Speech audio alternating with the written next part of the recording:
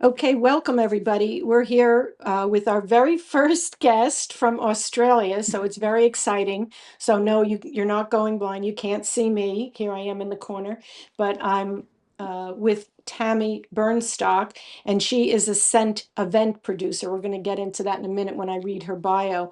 But we're here rather than at the tablescape table that we normally do. I'm here on our big screen. I think this is a 92 inch. And why? Because Tammy has great involvement with this film, Scent of Mystery, which is Holiday in Spain. So we'll get to a little bit more of that explanation.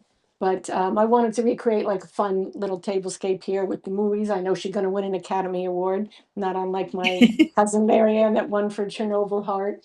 And I'll explain, like, here's her soon to be Oscar and going to the movies with our Cracker Jacks. And I'm going to explain the fragrance and the scent because this film was the first and the last of a smell-o-vision, a very unique technology that for some reason didn't take off, especially when you consider that scent triggers our memories the most.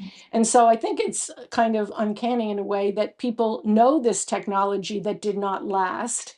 Um, and for unknown reasons that maybe Tammy can explain to us. But welcome, Tammy. It's wonderful to have you here from Australia. And I have to say, when we were planning this and we finally got the time differential, being so far away, but then she said, all right, I said, I'll see you Tuesday night. And she said, no, that'll be my Wednesday. So then that befuddled me even more. So we had to recalibrate. So here we are, and welcome. Welcome. Thank you for Thank you so joining. much. Thank you so much for inviting me. This is very exciting to be here.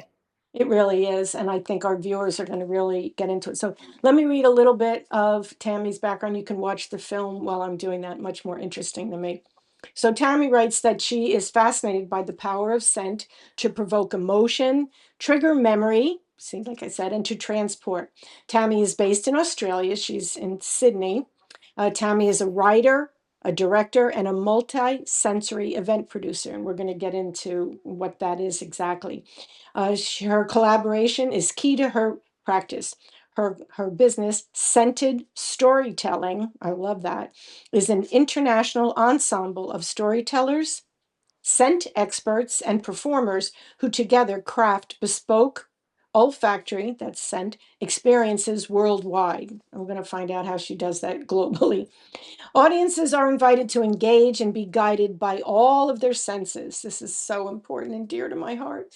With a focus on participatory scented film events, including in 2016, an olfactory restoration of the one and only smell-o-vision feature film, Scent of Mystery, which is what you're seeing on the big screen now. It's on YouTube, so y'all can watch it anytime.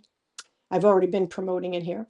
So to be showcased as part of the USC Vision and Voices series in 2027, that'll be in the spring of 2027, April, alongside documentary feature Inglorious Smell-o-Vision, yay, the true story of the godfather of scented cinema. Internationally, projects also included scent archeology and exhibitions, and recently her Scent of Mystery at the olfactory Art Keller Gallery here in New York City, which was great. That was in the autumn of 2025. Tammy has a background in children's media. Tammy loves tempting young people off screens to explore and play, and I dare say she's done that with a lot of adults as well. She has designed scent games, I've got to learn more about that, a preschool puppet show, love it, and inclusive writing workshops engaging the nose, and she also does a lot of volunteer work with children and palliative care for Children's Hospital Network and the Story Project. God bless you for doing that. And her other projects include the Schnoz Cafe. I can't wait to hear about this, which is an exploration of scent and flavor in literature. Two things dear to my heart also, books and smell. And a new treatment of the 1920 classic film Dr. Jekyll and Mr. Hyde with live original score and smells. So if that's not fascinating enough, or if you're befuddled too, I'm going to first ask Tammy to explain to the viewers, what is a scent event producer or a multi-sensory uh, event manager? I guess it's combining different scents that you might not traditionally use in events. So in cinema in particular, we've done a lot of events that incorporate, smell through the kind of John Waters polyester scratch and sniff at the most simple, but then more elaborate things which engage taste and sensation. So it's drawing, I guess, different scents, all of our different scents into an experience that and it's very much about participation. So the stuff we do is it's for kids and adults, but it always involves a level of participation in a cinema. So the idea being, a lot of it happened sort of after COVID, where I guess we're all craving community and interaction, and so the senses really bring you into the present. Smell in particular, people can't stop but laugh and compare and experience communally. So that's what I try and focus on, all sorts of different events that bring in senses, mainly to do with our, smell and also taste. It's so interesting because scent, in a way, is so personal. Like one person can smell something and it not only might smell different to someone else, but based on a person or culture, they may find it agreeable or not agreeable. I know working at the Botanic Garden, for example, that our ginkgo trees for us, they call it smelly ginkgo, but for the Asian cultures, they love it. And they came in and they would use it in their food and things. So I bring that up just as an example to say, so how do you bridge that in your experiences? Do you look for things that people generally like, or? Yes, so I think that's so true. And you were asking in the introduction why the scent of mystery and smell-o-vision in particular didn't take off. And I do think that the subjective nature of smell is really, that the language of smell is so influenced by one's own experiences and culturally that it's pretty hard to find, a visual language has its own kind of rules which overlap, but scent is a lot more emotional and evocative and related to personal memory. So that's true. I do think there are scents that read across cultures and almost seem to be inherent. There's certain smells of danger, to do with in Australia at the moment, although it's changed. Fire has become quite a frightening smell, whereas before it might have been a backdoor barbecue, backyard barbecue. Now it's become the smell of bushfires. So it's changed as well. But there's smells of danger. Gas is something we use in various different ways, because when you smell gas, it promotes a feeling of anxiety and danger. And there are things like, the rain. You've worked with that. The smell of fresh rain either falling on, on grass or on pavement, depending where you live. There's something about that gives you a certain mood. And there are also, so I think there are scents that we all cut grass is another one that people relate to in very many ways. So there are certain scents that I think transcend and are common language, but the subjective nature of scent and also the volume of scent. Some people are super sensitive. Like I'm not a trained nose, but I'm really super sensitive to smell. So I find Me too. Often we do stuff where it's what we call kind of lean in or choosing to center space. We used to do more stuff with atmospherics, but more and more I do things where you can actually lean into the experience and therefore get your own volume of the scent through through something that you hold in your hand or lean into if it's an exhibition space or something. We don't tend to spray stuff in the air so much because people react to it. So the volume of scent and the subjective nature of scent are all things you have to take into consideration.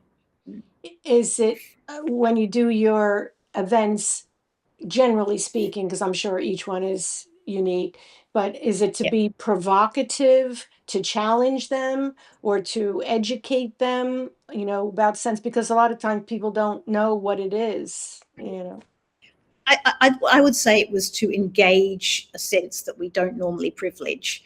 So it's about curiosity and discovery and education and joy. I mean, even when you do things that are kind of the John Water style disgusting smells, there's a kind of aliveness in the cinema where people are just like smelling something and, no one's quiet and reverential. They're looking at the other person and going, oh my God, what was that? And, so it's to provoke curiosity, conversation, engagement with a sense that we often just overlook. We're vision dominant. But scent plays such a vital role in so many aspects of our life, which we again discovered during COVID when a lot of people lost their sense of smell. That life, I mean, certainly food, obviously, the close association, but also attraction and hygiene and, it affects every aspect of our life, doesn't it? And I think it's everything I do is to kind of draw awareness to that dimension so that we can enjoy it.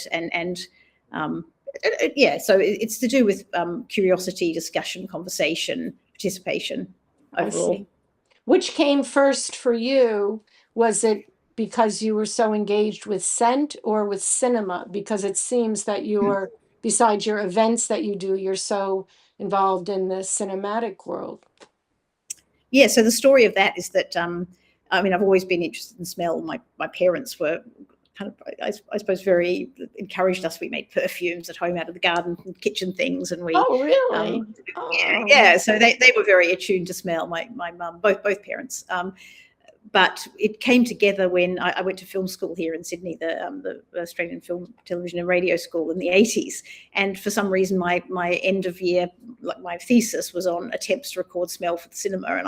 And at that stage, obviously no internet. So I reached out to the director, Jack Cardiff, with some questions, and he wrote back with a cassette.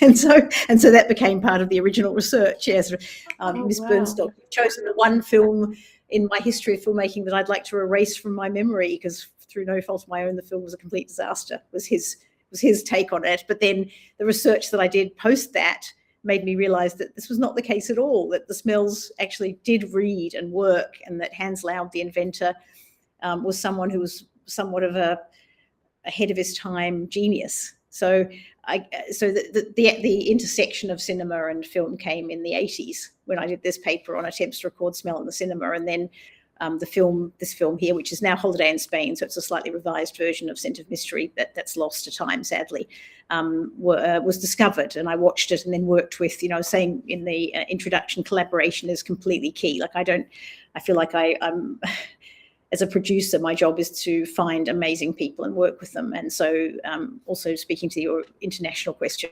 I reached out to Saskia Wilson-Brown, who's the head of the Institute for Art and Olfaction in LA, and said, I'm an Australian children's TV person, and I've got this film which I'd love to bring back to life with scent. Are you interested? And she said yes. So I ended up working with amazing Saskia to bring this film back to life. And we ended up doing it in the and also the person who restored the film, Dave Strohmeyer, was also on board with it, because he made a beautiful new version of the film in Cinerama, widescreen from fragments of film, and he was also on board, and we ended up showing it at the Turner Classic Film Festival at the Cinerama Dome, which I don't think is anymore, is it? But that was kind of like one of my career highlights, was this amazing confluence of people who said yes. And I do think, I found Americans, Australia, we have got some theatres who are fantastic, who pretty much say yes to what we do now. But I find, New York in particular, and also LA, that you're very open to the idea of trying new things. It's kind of exciting. Well, we used to be even more so, I would say. But yes, we're very hopeful people and exciting, and always like, you can do it. Yes, I can, and entrepreneurial and so on. Was the film always in color, or was it restored? It was in colour, so it was part of the Cinerama process. Yeah, and quite remarkable. And I mean, it's narratively interesting. It is a whodunit, it was written for smell, with Elizabeth Taylor as this mystery character who's seen only at the very end and identified by this. I have to say, it was so. I have to admit, I mean, I adore Elizabeth Taylor, as people know, on my Garden Glamour by Douglas Designs website. I quote her a couple of times. I mean, she's just such a glamorous icon, Hollywood star. But I kept waiting to see her, so I don't want to. I encourage people to see the film for sure, but I was disappointed that she didn't play a more major role. But as I've written on my blog site, I mean, she was integral to the movie, also with Mike Todd and so on. So I don't know if that she was she co-produced the movie, and she was also had a cameo role, but she was very present through her perfume. So her perfume was a clue to where she was. And then there was a baddie who had a particular pipe tobacco. So these things you can add to the film yourself when you're watching them, if you don't have a scented screening near you. Well, as I said in the intro with you, is that it's so curious to me that, I don't know, globally, but I can certainly say for Americans, everyone's heard of smell-o-vision, and the fact that it was introduced with this film and then never again, but yet we possess such extraordinary technology. And I'm curious why, I mean, and the film industry is looking for ways besides Christopher Nolan to bring people back into the cinema in different ways. Why hasn't scent come back in a more profound way? Think every 5 years or so, scent does re-enter the game. And I work with again a company in LA, scent events, and Neil's going to be scenting our event in LA next year. So there is the technology, and there is a hunger, and some of the 4D movie experiences often have sensations, including scent built into them.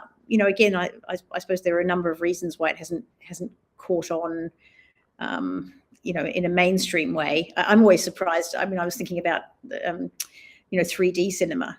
That there are films that it's good for, and other ones that don't suit it. So when we do, I work closely with Jazz Brooks is another big collaborator, and we do lots of projects together. And when we're choosing films like Nosferatu or Dr. Jekyll and Mr. Hyde, there's a lot of research that goes into why are we choosing this film? Why are we scenting it? We did a film recently called Dead Lover, which was, again, it was a new film, wow. And that was written for smell. So we worked with the director. She already had a really clear idea of what the scents were going to be, and it was a wonderful experience. But not every film, a lot of films you can imagine the scent. It's like, I suppose, with literature. Once you start looking, there are so many references, and if you've got the memory in your own mind of those smells, you can conjure them. So, and sometimes it's good to add them in reality, not always. In reality, for sure, to remind people, for folks, this is the limited edition. I felt so lucky that I was able to purchase it, and I do write about it on the blog. But this was the Scent of Mystery from the exhibit that was here in New York with this, fantastic box, and they recreated the fragrance that was in the film. And so a remarkable story, again, another beautiful story that came back was, through my research for the film, for the revival of the event, and then a documentary that we made about smell-o-vision and Hans Laub. I'm now in touch with Carmen Laub, who's the daughter of the inventor. So I think she saw on Facebook, she was in contact with us, and she had the smell brain, which was the mechanism that the smells came through. It was like an automated system where there were vials that came around and then went to individual pipes in each seat in the cinema. And she had that in her flat in New York, which is now with Jazz Brooks at MIT to be conserved and to find a home, a piece of history. And then Susan Todd, the granddaughter of Michael Todd Senior, and she ended up, she had a bottle of the original Scent of Mystery perfume, the real one, the Elizabeth Taylor version of the perfume. So we were able to analyze that. Jazz Brooks got that analyzed and broken down, and then worked with Marissa Zappas to create something inspired by that, with her own take on it and her own passion for Elizabeth Taylor. And it was the character of the film, with the blessing of everyone. It was very much a exhibition which was about the film. And she had that connection to it also, to Elizabeth Taylor. It was like spiritually it came through. But it just seems so like such fate that you all came together, that Susan Todd found this on eBay, and then you recreated it, then you had the art exhibit, and then to have the technology. So to have Jazz have this, I'm curious, I don't think I spend a lot of time on it, but what do you mean find a home? It seems like one of the major fragrance houses should be a major sponsor, like Dior. I found it's interesting because I don't quite know why, but all the research that I've been doing in this area since the 80s, I suppose there's something about not being associated with something which was not successful, because smell-o-vision has got this reputation as being one of the 50th worst inventions of all time. And I don't know if it's because of that. Well, the other beautiful thing that happened was Art Shea, the incredible Chicago photographer, had been following Elizabeth for time, and had this incredible archive that they let us use in the film and the exhibition,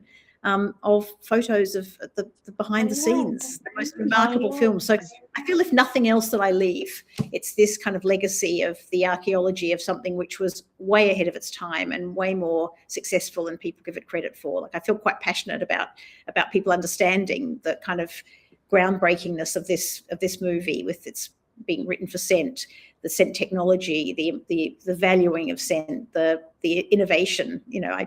As you can see, I'm pretty passionate about that aspect of it. That's I where I am started off too. And section. that you're Yeah. the best, proponent cheerleader for it, the advocate for it, because Yes, I'm a it, cheerleader for a smell-o-vision. cheerleader, but it needs to come back because if everyone knows about it, and I'm surprised actually to hear you say that perhaps a major, fragrance house, beauty care company wouldn't be a sponsor because I don't think so. To have a quote unquote failed technology resonate, decades later, I would argue that it's a very successful and intriguing one. Yeah, yeah. So maybe technology didn't No work back. argument from me there.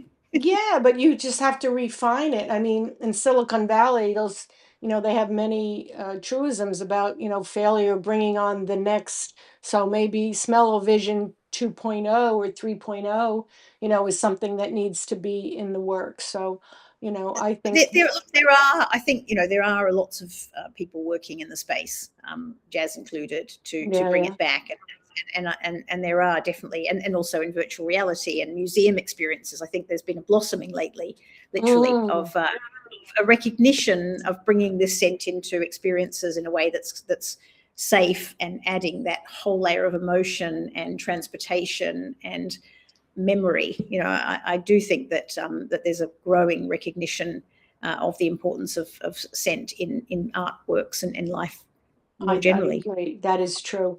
And even when I worked at one of the major botanic gardens here in Brooklyn, and we had one of our, giant asarums bloom, and a fragrance company came because it's a smelly plant, its pollinator is a certain fly from Indonesia and all this, but they came because they wanted to track the scent, the smell. So you're right that, I mean, we had thousands and thousands of people come just to try to smell this bad smell. So there's that. But so let's take a few minutes actually and talk about your documentary, right? Mhm. So tell us about that Oh, you okay. you've So, done. Glorious Smell-o-Vision, Yes. the true story of the godfather of scented cinema was kind of my, I guess it was my mission was to, to highlight the innovative work of Hans Laub. And we did that through documenting the revival event that we did of the Scented Mystery with the Institute for Olfaction and other partners, and then look at, the original movie and the story of that through a lot of archival footage. It's an hour long doco which is available to watch, and then we also looked at people who were doing. It was made in 2019. It was people who were doing really interesting work in the field as well. All sorts of artists internationally who were using scent as one of their main ways of expression. Um, It's yeah, cu- so I it's also think that curious to was. me, yeah, how Australia is such a major player in cinema. I mean, so many great actors and theater and things. So, you know, do you think there's some reason for that? Like why? Oh gosh, I guess there are waves, aren't there, of cinema in different countries, and it's hard to, what you were saying before about just this confluence of interests and fate and personalities. I think there's something to be said for that. In the 70s, there was a big wave of Australian films. But I did want to mention as well that the way the documentary came about, as I was working on it in my own way. It's an independently funded documentary in my own clunky sort of way. And then I was approached by John Anderson, who's a Chicago-based filmmaker, who jumped on board and helped make it. So I've just been extraordinarily lucky with collaborators all through this journey. People who just get enthusiastic about No. the idea of trying something new, No, no, and then no. giving I people. often, I interview some of these most extraordinary women on the show here at Ladies Who Lunch Conversations, and too often the women always say, "I was very lucky," and I try to very nicely admonish them and say, "You weren't lucky. You were very prepared. You're knowledgeable. So." that is I mean, it was actually the start of why this Ladies Who Lunch conversation worked, because ideas have agency. And I think when you network or you put them out there, then people come to you. So maybe luck has something to do with it, but I would argue very strongly that your talent, your passion, your knowledge really, saves the day. It's very kind. I'm looking in the background of your shot, which is Running of the Bulls. So we've had two wonderful versions of Running of the Bulls created. The Smell Ah, of is that Institute for right? Art and Olfaction and Jocelyn of Cult of Scent here in Oz have created these, the Running of the Bulls, the Scent of Spain. It's just so interesting. And what you were saying before about the subjective, like some people, like, where did I have the Running of the Bulls? Some people completely love it, and it's because they might have had experience on farms or a good, the Royal Easter Yes. Show in Australia is like this agricultural farm, and other people, they go, oh my God, they can't bear it. So yeah, it's sorry to judge. I was just distracted by the on-screen action. I hope so. Yes, it's much more interesting. I mean that, and I have to say the film, I mean, if it was a little like Catch a Thief, the movement through the, mountains of Spain and the car and the plane, so there's a lot of, beautiful Quite a scenery. travel log. It's a beautiful. I mean, I think Yeah, the I think that format, the widescreen format, is great for I think so too. travel. Yeah, yeah, I kind of. think so too. Bill's just trying to, adjust this because the commercials, I guess, There was I do have a few show and tell things, but oh this was yes, so yes, zoom in a on that. tale of old whiff. So this was a scratch and sniff card. A tale of old whiff was actually also presented in Smell-O-Vision as part of the original presentation, and it was an animated film which was discovered not so long ago in the vaults. And it was written, again, it was an incredible animation with the story based on a dog who was chosen to find a lost dinosaur bone at the museum, but the detective chose the only dog that had no sense of smell. And then there's this beautiful Fantasia sequence where the detective teaches the dog to smell, and it's suddenly the world opens out, and it's a field of flowers, and it's joy, and it's bliss, and it's a 12-minute short, and we did that with a scratch and sniff card, which, as I say, is kind of the polyester John Waters technology, which is the most accessible and easy. We've done quite a few of them. This is a Jazz Brooks project, which is Nosferatu, which is the glow in the dark, beautiful cards, and again multi-sensory. This was presented with a What does live that score do? by. I'm not clear So about this that. Nosferatu, this is another scratch and sniff card, but I see. because it's very dark in the cinema, Jazz I ended see. with lights so that you can actually see it. So when the number comes up on the screen, you scratch I the see. corresponding number to experience it. And that one's presented with live music and original score by an Australian musician, Peter Dacent, here in Australia, and that's where we're doing a Dr. Jekyll and Mr. Hyde next. And so that was a beautiful experience in a cinema to have live music, old film. And we spent months chatting and discussing and viewing old films to see which one would have the best potential for both scent and score.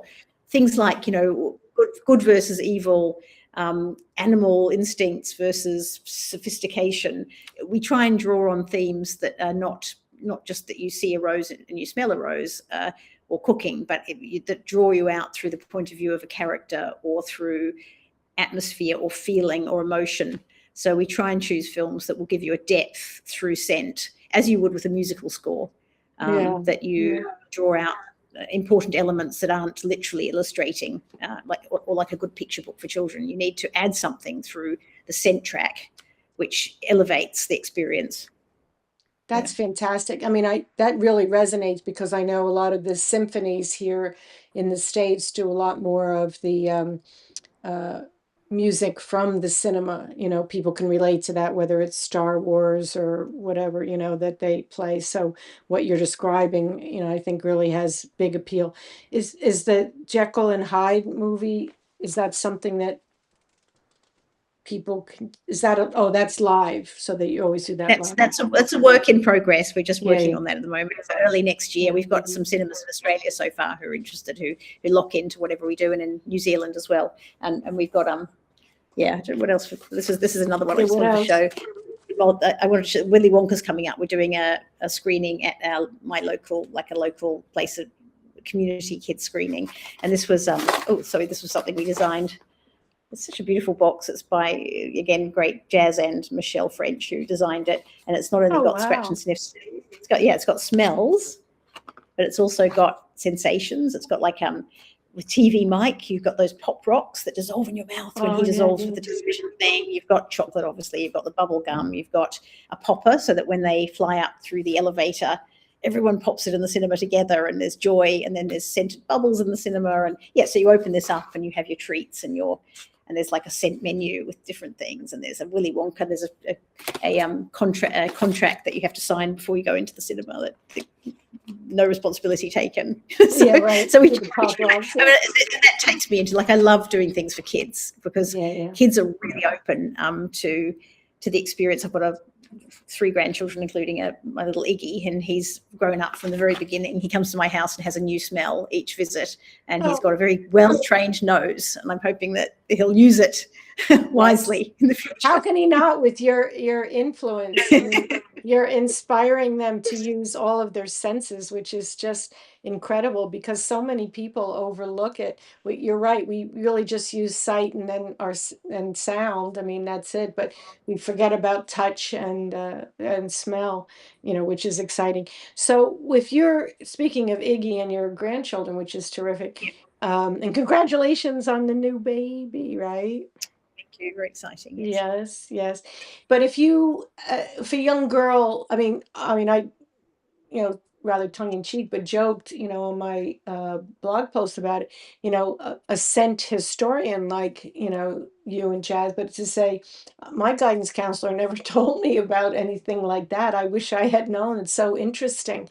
But what would you tell a young girl if she said, "Oh, sounds fascinating. I would, I'm a creative, whatever." But how do you tell them to get into a field like this or a career? I wish I had jollier advice on on how lucrative it is, which it isn't. I think following your passion. I've always had other jobs. I work in story. Like, I make films and other versions of stories with Diversity and Disability Alliance, and this has never been my main source of income, quite honestly. I think there are people who do make their money from it, and increasingly they will, certainly in the perfume industry. And but it's hard, it's as with anything, artists, which is artists, where you're stepping out into the unknown. I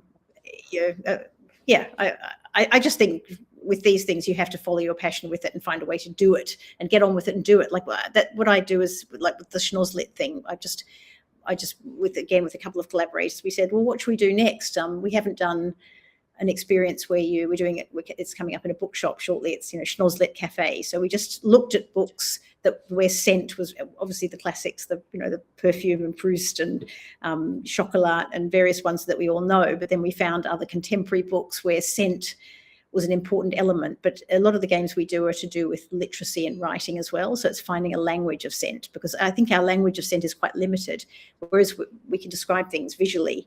What we use to describe smell is often a value judgment, and there's a whole branch of interesting work happening now in terms of the language of scent and creativity. So a lot of the games I do, both for children and schnoz-lit, are to do with people harnessing their memories and emotion to create pieces of writing where we increase our vocabulary of scent, which also increases the meaning of scent, because language dictates complexity of feeling and analysis, doesn't it? So it does.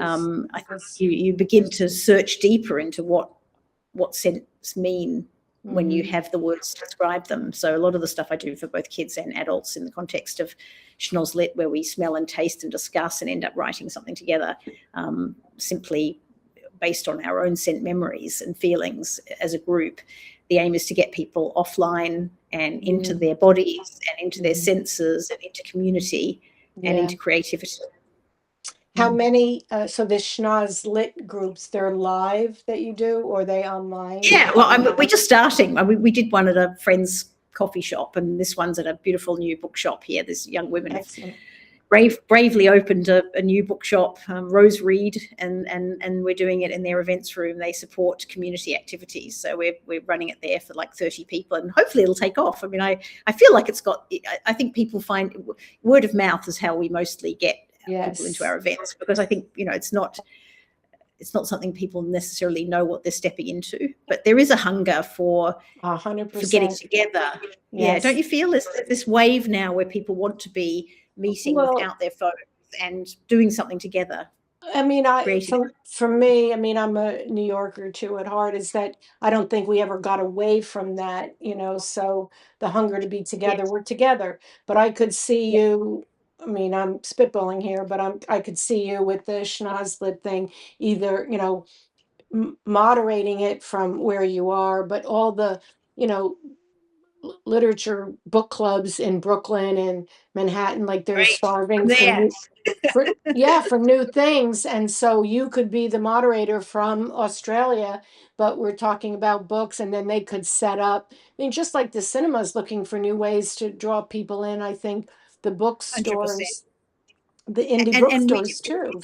with Rose Reed, we've chosen, our selection also includes a local Sri Lankan author. So, Oh, we've again researched local people who had books that where scent resonated for them, and it was choosing the right people and then asking permission. And she was really thrilled to be included in that, because it's the scent in her book has so many different layers about the experience of Tamil refugees immigrating to Australia, and so you've got the jasmine and this old age home, and you've got chai tea, which is kind of comforting, but then you've got yes. the stories of the actual people who live there. So the smells have meanings beyond what we might understand them to, Immediate and so you smell. Yeah, get yeah. the story through her associations with those scents. Well, I Yeah. think like using those as templates, but if you, I don't know, approach like a big chain or mainly the indies, the independent bookstores, that they would Yes. love to have a module from you that you do, and they could pick the books. But I could see you doing these classes, online and charging the fee for it because you're setting it up, you have the knowledge and experience. But reaching a global audience online is, I think, the way to go, but it brings people together.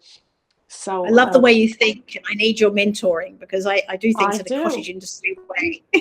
I do. I'm creative, but I can help you do this, and I think you're onto something now. So I, just I like also with loved coming to New York. Like that was my birthday last year. Was the exhibition at Olfactory Art Keller, um, beautiful. Andreas no longer the I gallery was know our last exhibition there. I hope we didn't close it down, but it was just a wonderful experience to have it a, is. a gallery in New York that was centered on scent. Yes, Yeah, focus and on to be that. welcomed into that community, and people came and they smelled and they Yes. talked and they um, That was the yeah. focus of it. But I said, I think like a phoenix, I'm hoping that it comes back, or at least that he could do some pop-ups.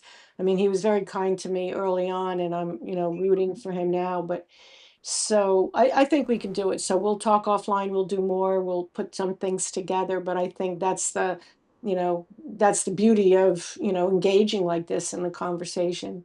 So I can't believe it because it's already time. It's getting Oh no, close. Well, that was so fun. Thank I you. know, Thank you that's what so I much. said. It's so Amazing to get fun. to talk So it's about like this stuff. Yeah. I can go on and on, but I know. So let me just ask you anyway, what do you have a favorite cocktail or drink? Speaking of, there's scent, the garnishes, you your eyes drink first, that kind of a thing.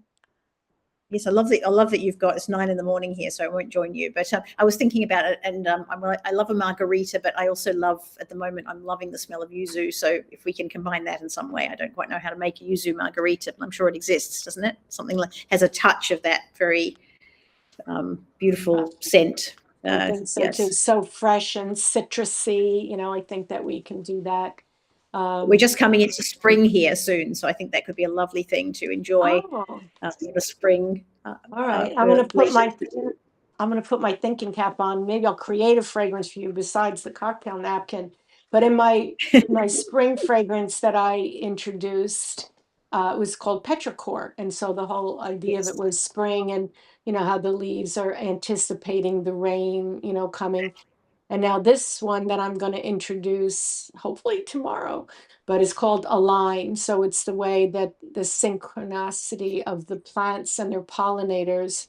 And just like that, I'm thinking humans have that specific love interest. So you're aligned for a special someone. So it's much more warm and scented and so on. So I'm Sounds hoping. gorgeous. Both of those sound gorgeous. Yeah. And the petrichor, as Thank I was you. saying before, it's somehow there's something about that spark of energy and life which seems to resonate across cultures and personality, doesn't it? There's some Really scents does. that bring a smile to people's faces and other ones that make them cringe, and then other ones where you just think some people are off imagining whatever. And it's just fascinating, isn't it? The world is the world of scent and particularly the botanicals that you work in, and it's just endlessly fascinating and exciting.